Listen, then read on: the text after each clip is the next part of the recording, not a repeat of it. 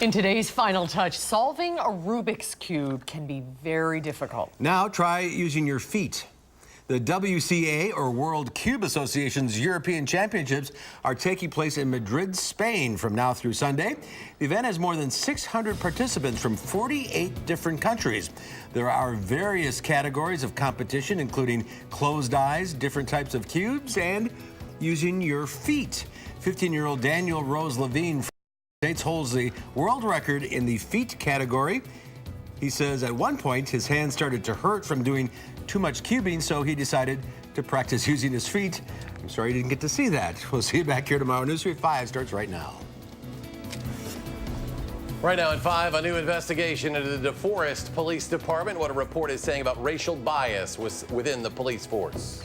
Plus, a custodian at Parker High School in Janesville has been placed on administrative leave after being charged with possession of child pornography. And residents and business owners in Sun Prairie are talking about rebuilding after the explosion. We'll have a live report from the downtown area. This is News 3 at 5.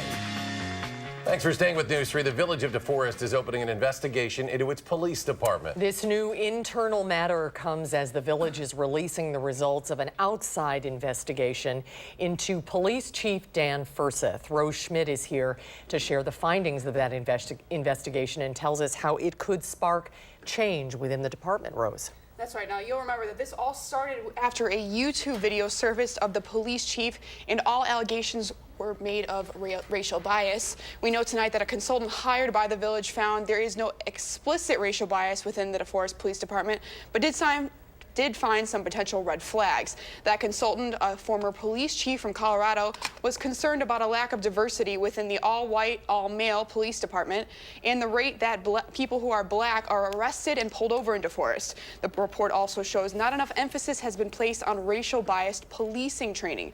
The video in question was from 11 years ago, but wasn't posted to YouTube until 2015. It shows then Lieutenant Furseth making fun of a group of black men headed into a Steak and Shake restaurant. It was posted by Alex Strelchenko, a former police intern who asked for his face not to be shown for fear of retaliation. I thought one or two things was going to happen, and both actually happened. I thought either no one is going to pay attention to it and nobody's going to give a crap, or it's going to blow up and then this guy's career. Strelchenko believes there is racial bias within the department, but his motive for posting that video was revenge against Furseth, who he says betrayed him. Village President Judd Blau declined our request for an on-camera interview, but he says the outside investigation shows there's no racism within the police department. Blau did say the consultant's recommendations give police an opportunity to make changes because there's always room for improvement. Village officials extended a severance offer to Chief Furseth and are still waiting for his decision. We'll hear more from Strelchenko tonight, coming up on News 3 at 6. All right, Rose Schmidt reporting tonight. Rose, thank you. A man facing a homicide charge involving a 5-year-old boy has pleaded guilty. 26-year-old Sergio Ortiz Regoza entered the plea today in Rock County Court. Ortiz Regoza is one of 4 men facing charges for the shooting death of Austin Ramos Jr., who was riding in the car with his father when he was shot. According to the criminal complaint, Austin Ramos Sr. was driving in Beloit in 2016 when he noticed he was being followed. He pulled off to a nearby parking lot where his car was shot, hitting his son. Ortiz Regoza could face up to 60 years in prison. He will be sentenced on November 14th. The school district of Janesville is responding today after a school janitor was charged with possession of child pornography. The Parker High School employee is facing 5 separate counts. Rock County reporter Adam Duxter joins us in our bureau at the Janesville Gazette with what the district is saying. Adam? David Fredericks has worked as a nighttime custodian at Parker High School for more than 3 years, but according to a criminal complaint, earlier this week, police searched his house after suspecting him of having child pornography. After hearing about this, the school district of Janesville placed Fredericks on administrative leave. The school district also issued a statement saying, quote, "Well, the charges are not based on any information found at or on SDJ locations or computer resources. Due to the nature of the accusation, the SDJ has placed Fredericks on unpaid administrative leave, and his access to all district resources has been revoked." The school also did a sweep of things like bathrooms, locker rooms, and Frederick's personal office. There they did not find anything out of the ordinary. Now Fredericks is out on a bond, and his next time in court will be August 8th. All right, Adam Duxter in our Rock County Bureau at the Janesville Gazette. Adam, thank you.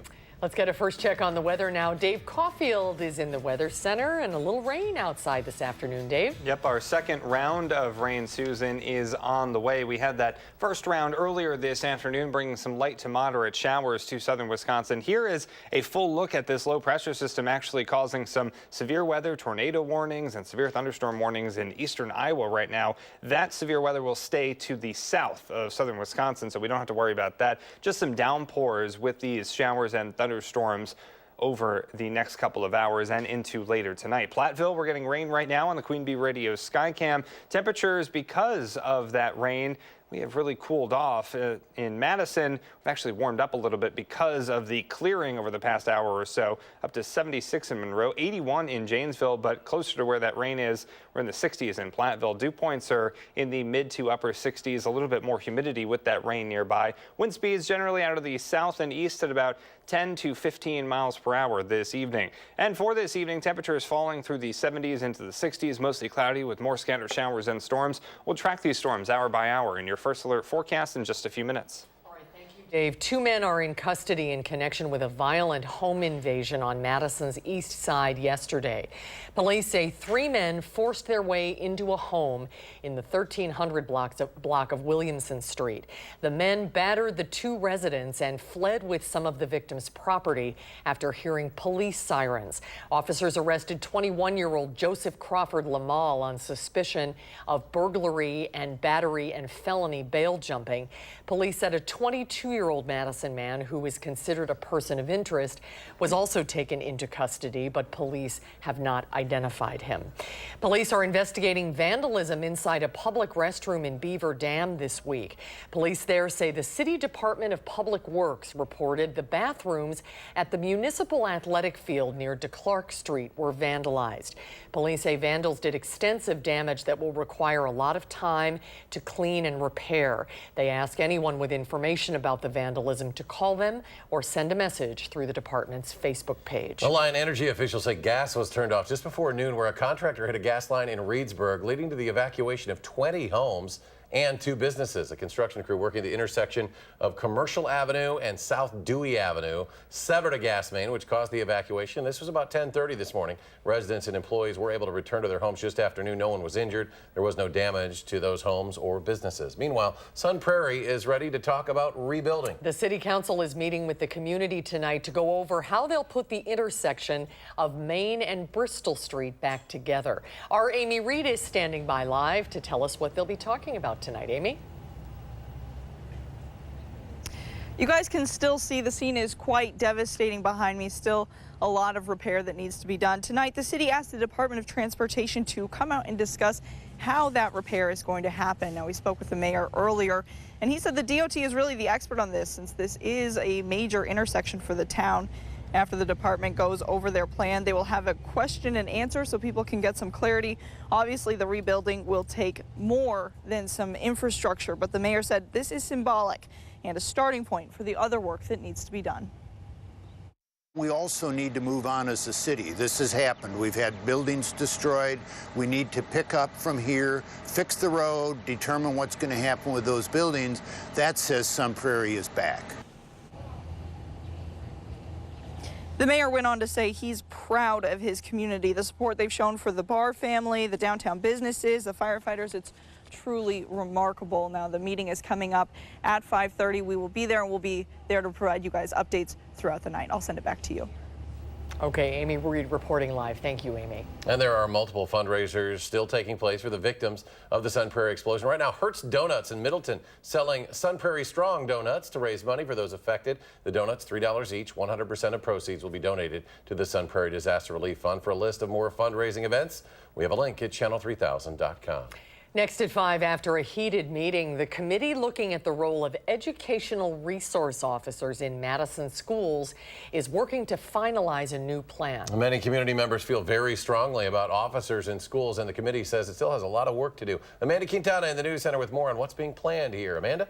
Yes, well, one of the ideas is to remove the 4 police officers known as EROs in the 4 Madison high schools and replace them with a liaison program of 20 or more officers to cover all 50 schools. During last night's public comment period, dozens came to voice their opinion on why there shouldn't be EROs at all. Some saying it can negatively affect students of color. The committee chair says they made their stance clear and were sometimes forceful, but the committee has not yet developed a final plan. One of the ideas of a liaison program is it doesn't necessarily have to have an officer in the school 8 hours a day, every day, particularly only in 4 high schools. We've got a 50 school district that need to be supported and made sure that they're safe.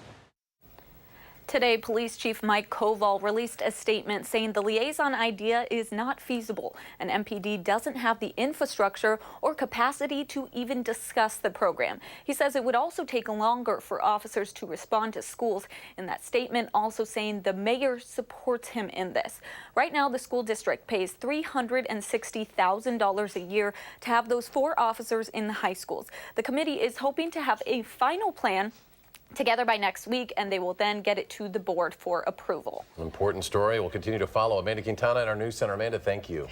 A county fair with city flair. The Dane County Fair kicks off its 167th year today. The annual event is back at the Alliant Energy Center and is expected to draw 40,000 people throughout the next 4 days. The fair is an annual tradition for many local families, but there are several new entertainment options to enjoy this year. This year we're featuring canines in flight, so it's a stunt show put on by rescue dogs, as well as Monomaniacs, which is an acrobatic stunt show using motorcycles. So a lot of free entertainment with paid admission. Tickets are $8 a day, and the fair opens each morning at 9. There's more to come on News 3 at 5. Up next, why President Trump is still facing criticism over how he dealt with Russia. Plus, multiple wildfires continue to burn out west. Why forecasters say this year's fire season could be worse than normal.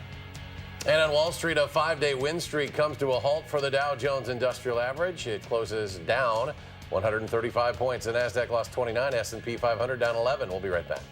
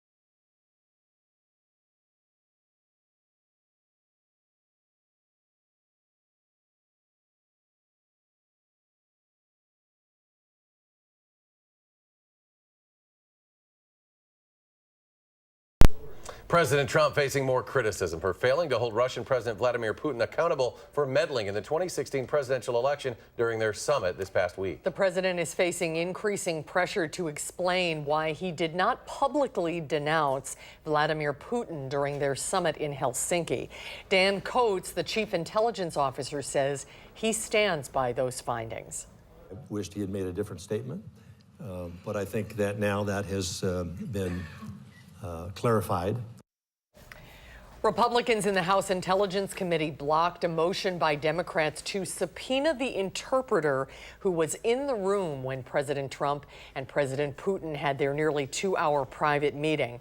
A bipartisan resolution also passed the Senate, 98-0, opposing any attempt to make U.S. diplomats available to Russia for questioning. President Trump has asked for another meeting with Putin this fall at the White House. Governor Scott Walker attended a White House ceremony with the president and members of his cabinet. It's focused on bolstering American workers, including the Foxconn plant, which was a topic. The governor, among many other elected officials, business leaders, and others who were there. The president signed an executive order establishing a new council focusing on creating solutions for the country's most urgent workforce issues. The agreement was signed by a host of companies, including Foxconn. President Trump referred to his recent visit to Wisconsin for the Foxconn groundbreaking and signaled to the governor that he had done a, quote, good job landing the project. Wildfires are scorching at least 10 states in the West, causing evacuations and at least 2 deaths. Strong winds and dry conditions are fueling a wildfire in central Oregon. Farmers are trying to salvage crops in the middle of harvest season. One person was found dead near a burned-out tractor. The fire scorched nearly 45,000 acres in 24 hours, prompting the governor to issue a state of emergency. To the south, more than 1,800 firefighters are battling a fire west of Yosemite National Park. It's now grown to 17,000 acres, and a firefighter was killed on Saturday. Forecasters predict a worse than normal fire season in the Pacific Northwest because of above-average temperatures and drought conditions that are expected through September. The 12 Thai boys and their soccer coach who were trapped in a cave for more than 2 weeks spent their first day out of the hospital doing some of their favorite things, playing soccer and spending time with their families, also eating their favorite foods. CBS visited with Adul at the church in Thailand where he's lived for almost 10 years. His life has been difficult even before the cave. He is stateless. That means not a citizen of Thailand or any other country. His parents slipped him out of Myanmar and into Thailand nearly a decade ago to escape ethnic conflicts there. They are still in Myanmar. One of the first things Adul did when back at the church, eat his favorite food, Kentucky Fried Chicken. How does it feel to be back? I'm very happy. The coach and 2 other soccer players are also said to be stateless. Let's head out to the weather patio. Dave is watching the forecast, and some of us getting some much-needed rain today. Hi, Dave. Hey, Susan and Eric. Yeah, the rain, rounds of rain, I should say, moving across southern Wisconsin. On the weather patio, we're not seeing any rain right now. In fact, the sun has come out once again. It really gives, I guess, increased meaning to the phrase scattered showers because they are pretty widely scattered so far. As we zoom in on my tie there, isn't it beautiful? We are looking at some beautiful rain over some of southern Wisconsin right now, but as far as 12-hour precipitation estimates go, some of this rain has really produced some heavy downpours, and that was one of the threats we've been talking about with this low pressure system into eastern Iowa. About 2.5 to 3 inches of rain in just a 12-hour period. Rain totals for July 2018 so far, about 1.60 inches of rain in Madison. That's about an inch behind schedule for this time of year. So this rain is actually coming at a pretty good time. We don't want too much at one time, but we could use a little bit because some dry conditions starting to creep back into Wisconsin. Nothing like the conditions just to our south and west, though. Really extreme drought in some spots. So Doppler track here is the low pressure system as we track it, actually producing some tornado warnings in eastern Iowa. The good news for us is that weather is going to spread to the south and east, not to the north and east where we are. But a couple of storms could be strong, especially for southwestern Wisconsin. Right now, we're just seeing some light to moderate showers move through Platteville. Severe threats for us across southern Wisconsin. Really, we're just focusing on those downpours. Scattered storms tonight into tomorrow, so some locally heavy rain is possible into the rest of this weekend. July precipitation with the 0.03 of an inch of rain that we received today. We're actually up to 1.63 inches of rain. Still a little bit behind schedule. Here's our time lapse in Platteville showing that first round of rain earlier this afternoon. And then, like it never even happened, with the sunshine coming out, and round two coming through right now on our Queen Bee Radio Skycam. You can see the dark clouds off in the distance and some raindrops falling at the present time. Live look in Madison on the WISC-TV Skycam. We also see the rain off in the distance, 75 degrees. We are also seeing a little bit of sunshine, which has actually caused temperatures to jump up about 5 degrees from last hour. Southeast wind at 7 miles per hour, that dew point in the mid-60s. Temperatures across some other spots, 73 in Mineral Point, 75 in Monroe, and 81 in Janesville. Dew points are in the mid-60s, so that's a little bit more uncomfortable, but you can see why with the rain in town. Wind speeds out of the south and east at about 8 to 15 miles per hour.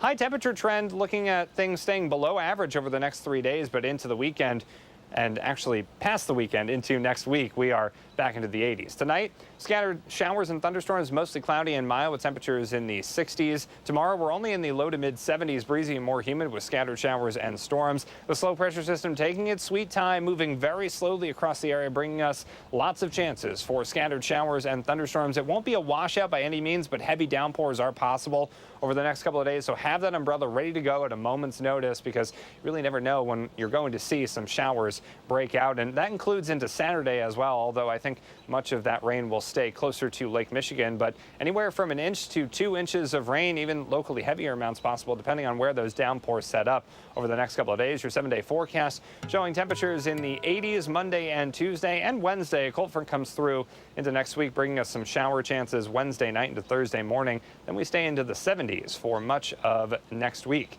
Now let's take a look at your first alert traffic update. Todd Drive and the Beltline, things are looking a little bit better, but still a little bit of slow go in some spots. No major accidents or incidents to report across Dane County, but we are seeing those normal slowdowns on the Beltline and even some abnormal slowdowns on portions of the Beltline as well. University Ave to Verona Road, 15 minutes, an average speed of around 26 miles per hour. Some other routes in the other direction.